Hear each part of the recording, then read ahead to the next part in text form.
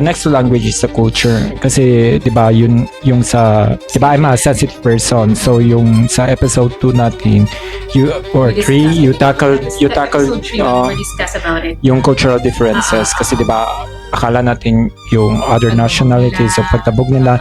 And actually, they are also very vocal with their opinions. Straightforward is not very direct. So, ikaw, kung you are from the country na which is we always Take it personally.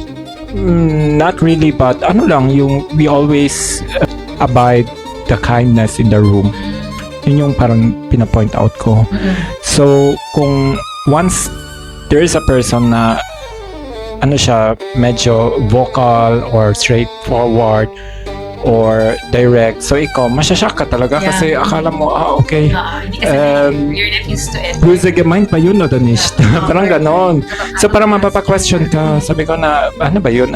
Busy mind or not mind lang nila? So, thankfully, syempre, may mga mababait naman din ng mga colleagues na which is, they are the one na parang they open that kind of perspective na don't take it personally kasi yun nga kasi demand the scientist blues parang ganon. So Hindi naman nila mean talaga na they don't mean what they are saying. Parang it's like how they deliver kasi sometimes the word no? Minsan akala nagdadabog pa siya. But after nun, wala na, nagtatawanan na kayo ulit. So parang at the end of the day, ito yung loop. Parang okay na sa kanila, parang gano'n, no? Yun.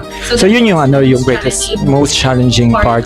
You like working with the other nationalities as well. Not only with the German people, but also the other nationalities. Kasi I think